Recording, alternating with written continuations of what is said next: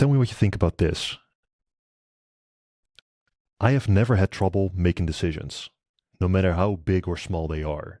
So whether it's about what are we going to eat this evening, I'll just think a little bit like, okay, what am I in the mood for? Probably hamburgers, but like 80% because I love hamburgers. So no problem at all. Let's go for that. So if you give me that option and you want me to choose, perfectly fine. But even about bigger decisions, business decisions or decisions that impact people, that have real impact on people, whether people, for example, keep their job, yes or no, or whether we will spend that amount of money on some project or something like that, right? Those are decisions I have no problem with. And still, at the end of the day, I can look myself in the mirror, even though maybe in hindsight the decision was a wrong decision, because I know that at the end of the day, and this is I'm realizing as I'm saying this that this is starting to become a recurring theme within this podcast. I'm using the word intent quite often lately. So if your intention is, let's say, upwards aimed or pure or good or aimed at that which makes life better for you or for everybody around you, then whatever decision you make with that aim is the right decision, even though it's the wrong decision, because it comes from a good place. It comes from an honest place, and therefore it might not be a vice or a sin in the religious context. Again, even though it might be a objectively wrong decision in the end, even though you might say something that you honestly believe is true and honestly believe is the right step forward within your business, for example, but then turns out to um, not necessarily be controversial, but it turns out that clients that you lose clients or you lose money or you lose a project or something goes wrong fundamentally, something like that. Then of course you can learn from it. You should do something with that. You shouldn't just let that slide. So you'll use that information to become better. But that's once again a mechanism of that upwards aim, right? It's not about 100% making the right decisions all the time. It's about making the decision that you think is the right decision. And if it turns out that is not the right decision, learn from it and do something with it. And that way become better. Because then it doesn't matter if it succeeds or fails, it always succeeds. I see the logic in that, and I agree with elements of it. I personally I think that's not the way I approach it. I totally see the value in it, and let me rephrase that. I partially approach things that way. That is a huge factor, and like I'm talking about my own personal ethics, right? I'm not telling you, oh, you need to do this, but what I'm saying is, in my view, what you just described should be weighted. Definitely, it has a lot of weight in moral decisions. But I personally counterbalance that with a couple of other things when it comes to ethics. What is ethical, and what is a good decision or a bad decision? Like I say, there are a lot of factors that go into what makes this the right or the wrong decision. So what you're describing kind of sounds a bit like utilitarianism. Utilitarianism has a lot of sub divisions, or subcategories of ethical systems. Um, One of the things that what you describe runs the risk of bringing up is kind of like this subjective morality. Um, well, my intentions were good and I wanted it to X, Y, and Z. And so that means that I'm a good person. So because of what I wanted. And in my view of the world, this is the way it is. There's definitely something to that. Um, but also, we live in a world that's shared with other people. And so if you're making decisions in the world with other people, um, it can't just be about your intentions, because your intention might affect somebody in a way that destroys their life. How could you still be considered ethical if you're doing these kinds of things? So there has to be an adjustment in your calculation, depending on certain kind of factors certain data points that you take in. So if you think of morality or ethics like solving an equation, factors that are present in that decision, like more knowledge, is like filling in these variables with values. Um, like let's take an example you said, like you're making a decision in business. Um, let's say that you are given information that's not accurate, but based off of the information that you're given, you make a decision to let somebody go from work. And the thing that you did is now affecting them in a way that's going to be very difficult for them to recover from. But they did not do the thing that you told them they did, and the reason why you're letting them go. But you didn't do anything wrong, because if they had done the thing that you thought they did, that somebody, here they gave you evidence, like they violated this thing, um, the proper decision would be, I'm sorry, we have to let you go because this is against our policy. So you're doing your job properly. But there is a problem in this system. Unfair judgment of a person who doesn't deserve it. Right. And so where does the moral responsibility lie? Well, it's mostly on the person who fabricated the false evidence, right? But also you are making choices and decisions that are affecting other people. Um, maybe a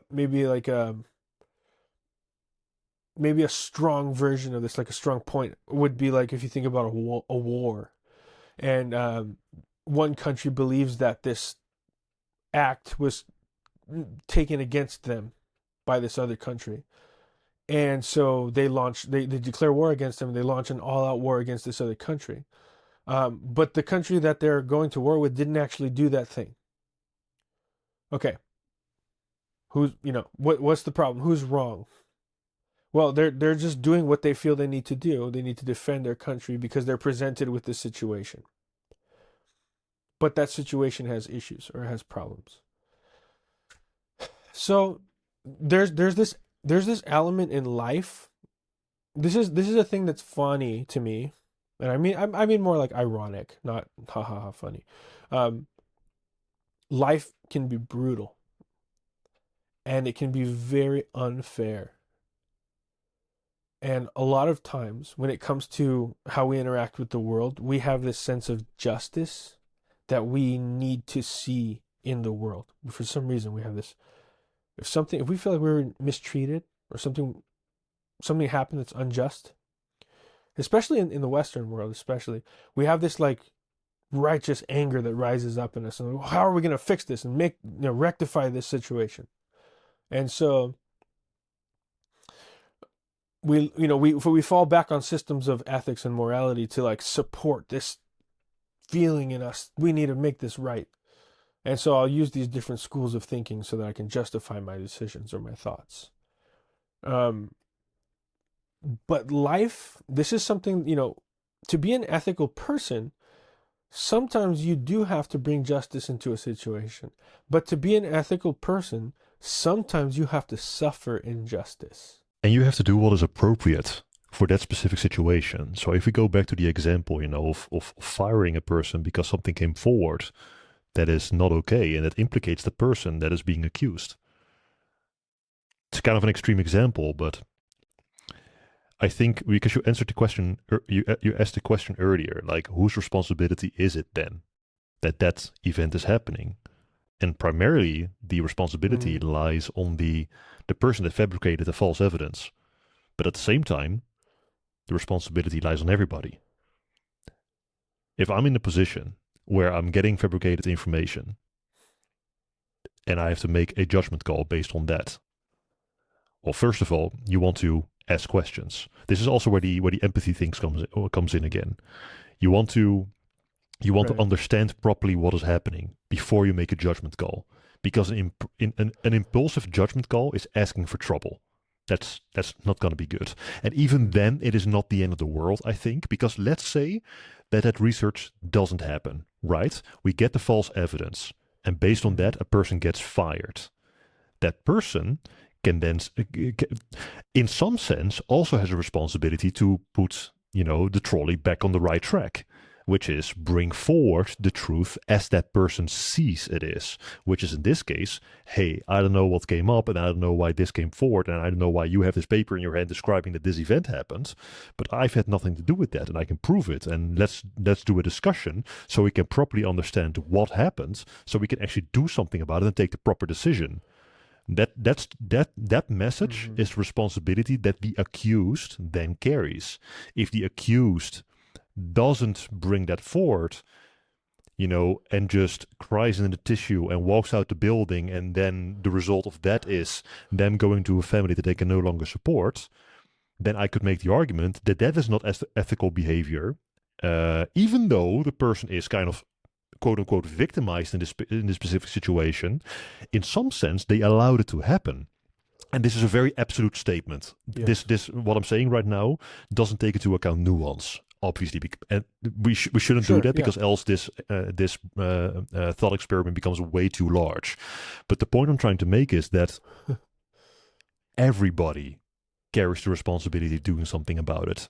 The person who fabricated the evidence, that's just 100% not right. So that person across the board, well, maybe not even across the board, because there might be some misguided thing behind there. They did it for the greater good or something like that, right? But still, you fabricated something. You are the action that is happening is based on a lie. That's it. It's not based on a strong foundation. It is based on something shaky like a lie. So that is wrong. But so again, primary responsibility there. But everybody carries the responsibility. The the CEO of the company in this specific situation, but also the person that's being fired in this situation, and also the people around it that hear about it. Right? Hey, we heard about this person getting fired, but that can't happen because X Y Z. Um, yeah, this is I'm proving your point here for you. I think this is where all the nuance comes in and where all the complexity comes in that makes it's not very black and white to determine if something is ethical, yes or no. But to come back to that Right. point about having your aim proper, if your aim is trying to reach the best possible outcome in a reasonable sense, because doing research for 6 years in order to make a decision is not reasonable. So there is a limit where you Right. say, I have enough information, I'm gonna make a call. Because else you have generals at the forefront, that can't lead their troops because they are stuck in internal decision making. That's not going to happen. That's not going to fly. They need to, they need the information that's absolutely necessary to make a proper decision, and then they need to make it. But they can still Right. make a wrong call. And the question then is that ethical? And I think, again, please tell me what you think about this. But I think that if your aim is proper and you did your due diligence, at the end of the day, I think you can look at yourself in the mirror. Yes. Yes. I do agree with that. So you've brought up something very important to the overall equation when it comes to ethical decision making. You've been referring to it as the upward aim, and that's exactly what it is. But so that thing that you were describing that everybody in this scenario is responsible for, I believe that that is the pursuit of truth. And so, in this way, we have shared responsibility with the people around us because we are responsible for the pursuit of truth. Now, this introduces a very complicated variable into the equation because, truth is something that's interacted with from a subjective perspective. But there is this idea of like some objective thing happening, taking place. There is something that's ultimately true at the bottom of all of this. And what we're doing is from our subjective perspectives, we're all aiming toward that truth.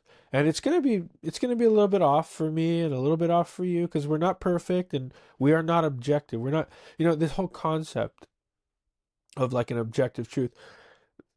The problem is that we interact with that from a subjective experience. So even if we are looking at an objective fact, the way that we understand it is only our perception. So it's a subjective perception of that objective thing. So your perspective is going to be different from mine. When we are talking about ethics, what do we mean exactly? It's this interesting thing. It has to do with like a relationship with ourselves, but also with other people. Why did you do something? Well, I wanted to.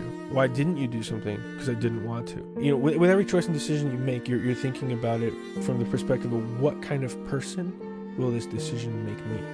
Sometimes in order to pursue what is morally correct or morally good, in fact, often, you have to